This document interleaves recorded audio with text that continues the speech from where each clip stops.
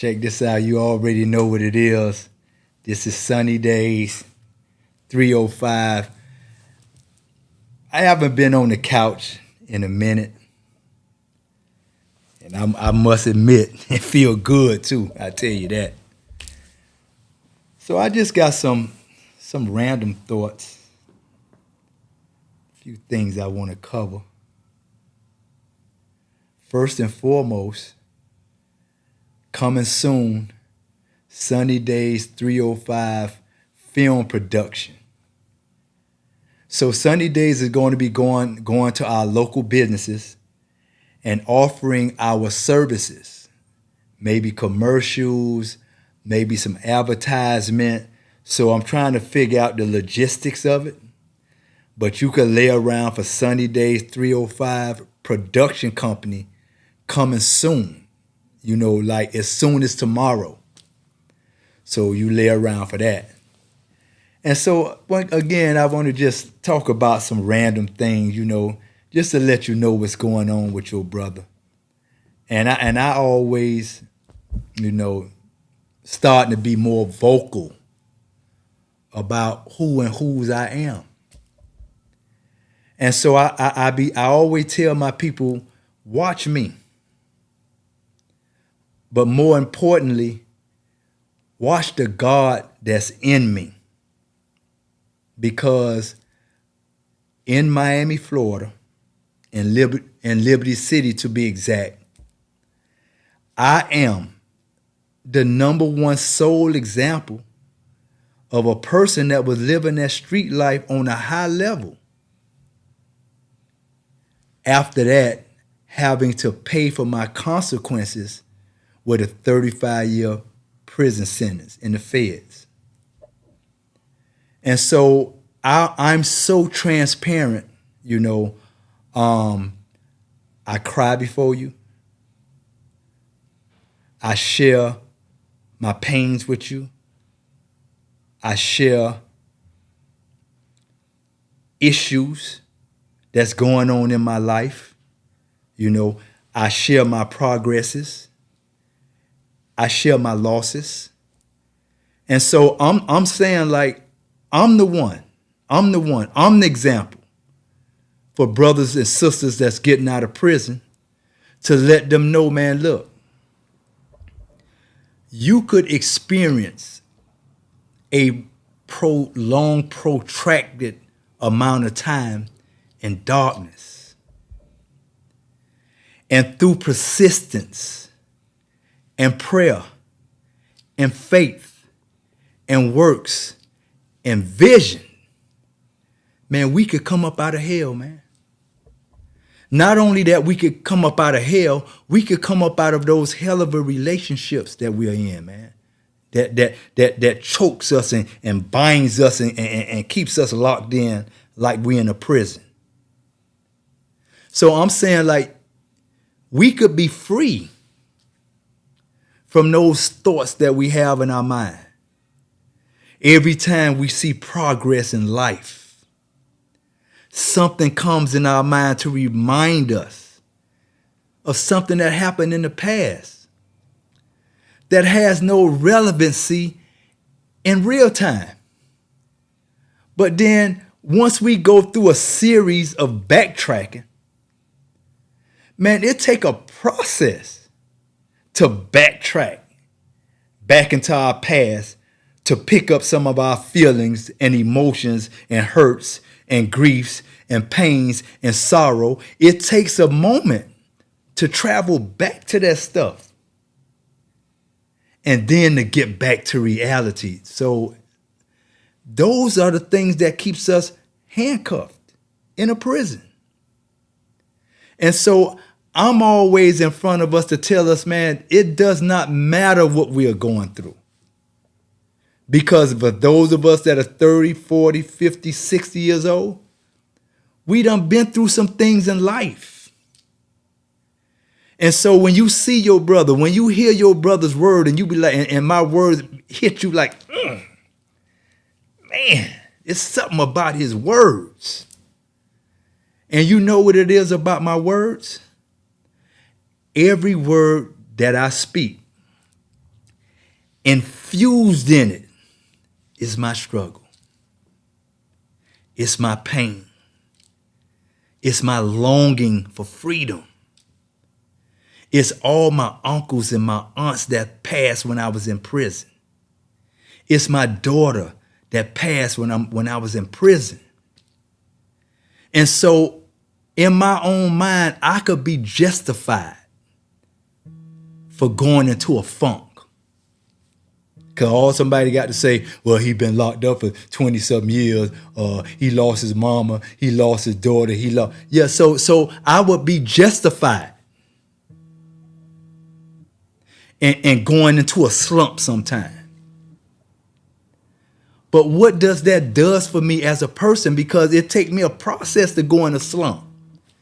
And then it takes me a process to come out of it.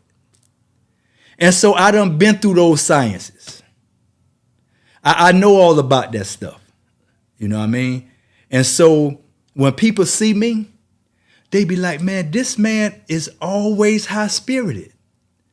This man acts like he don't have a worry in the world.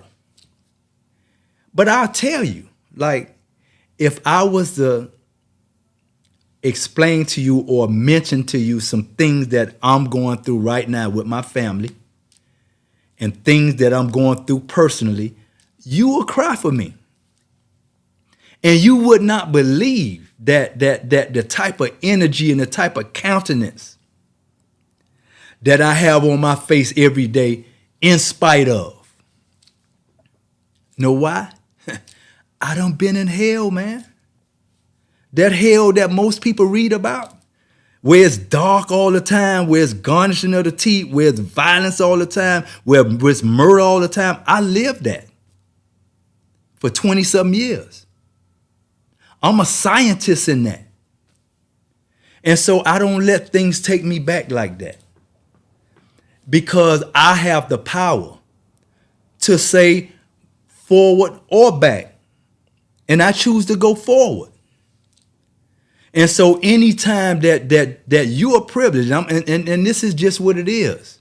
Like anytime that you are privileged to hear God's voice coming out of this mouth, you should be listening. Because those of you that have been listening to me from 8 years since I got out, you will know that this brother right here always wanted you to be a freestanding thinker. Always want you to know that you are not your past mistakes.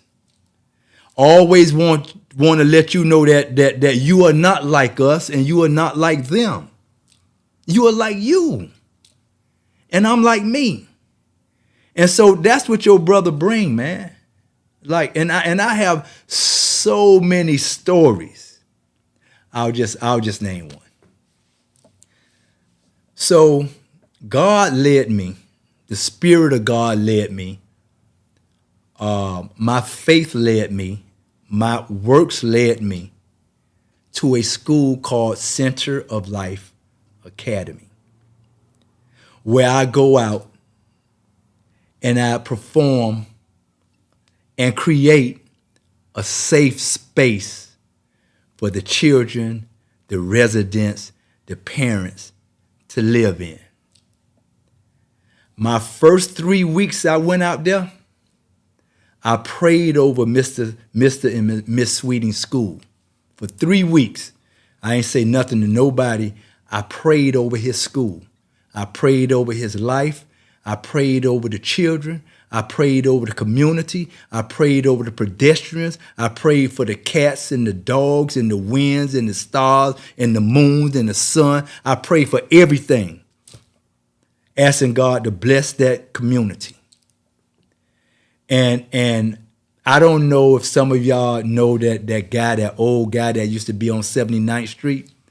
They used to call him Champ, and he used to be boxing for hours. He used to be boxing, and then we'll pull up on the side of him, and we'll be like, Ali, Ali, and he'll go into the rope of dope and all that stuff there. And he did that for hours, and he's very popular in Miami because of that. And so I took a page from him, being consistent in one place every day which is 49th Street and 17th Avenue. And so I started off greeting the children, and that morphed into me greeting the pedestrians that drive down the street every day, commuting on their way and to from work. And I'll just, without going through all of that stuff, I'll tell you, if you ever come on 49th Street and 17th Avenue between 6:30 and 8:30, you are not going to believe what you see. Let me give you a glimpse of what you will see. You're going to see hundreds of cars, people driving cars, hundreds. They waving at your brother. They praying for your brother, because I started out praying for them, right? And so last week, I was sick. I was dehydrated. So I didn't go out on what I call Love Corner on 49th Street and 17th Avenue. I didn't go out there for 3 days. When I went back out there last Monday, oh my God, pandemonium. Them hundreds of cars that I was talking about, they miss your brother. Bum, bum, bum, bum, bum. I'm waving it. Bum, bum, bum. They happy to see your brother. And so 2 ladies stopped by. One lady stopped her car, and she rolled her window down, and she had water welling up in her eyes. She say, "Where you been?" I say, "I've been sick." She say, "It's not the same. When you're not out here, it's not the same. It's just so much love when you are out here. God bless you." And at that point, when they talk about every knee shall bend and my knee was almost like spaghetti, making that confirmation from God. Excuse me. Then another lady came by. She drive a school bus, and she came back round the corner, and she pulled in front of me. She say, "Listen to this song." And it was some song, I got it on my phone. She was playing it, but it's a prayer song. And she said, "I hadn't seen you in a couple of days." She said, "Look at this song. I was praying for you with this song, praying that I seen you today." And I was like, she's like, "It's not the same when you're not here." And so I don't know if I can convey to you what hundreds of people get every day from God. Not me, because it's not about me. It's about God, and it's about our people. And so the stuff that I do, if you come out there and look at it, I swear they should write this stuff in the Bible. You probably is not going to believe this. That's the favor that God got on my life. And I bring all this stuff to us. So, like I said, Sunny Days 305, we're a community podcast where people can come through here. They can get their message across. They can talk religion. They can talk politics. They can talk whatever they want to talk on this platform that makes sense. Y'all stick around. Sunny Days 305 production company coming up soon. Peace. Blow up like I'm blowing up like you thought I would. I'm blowing up like you thought I, and if you don't know, I'm blowing up. I'm blowing up like you thought I would. I'm blowing up like you thought I, and if you don't know, I'm blowing up like you thought I would. I'm blowing up like you thought I, and if you don't know, I'm blowing up like you thought I would. I'm blowing up like you thought I, and if you don't know, I'm blowing up like you thought I would. I do some shit that you never ever thought I could. Yeah, now what's good? Holla at you folk when you see me. The joke is a lot of you niggas just. This is Sunny Days 305 Degrees podcast. Our community said they wanted a platform that they could get their ideas and their messages out. Hence, Sunny Days 305 is on fire.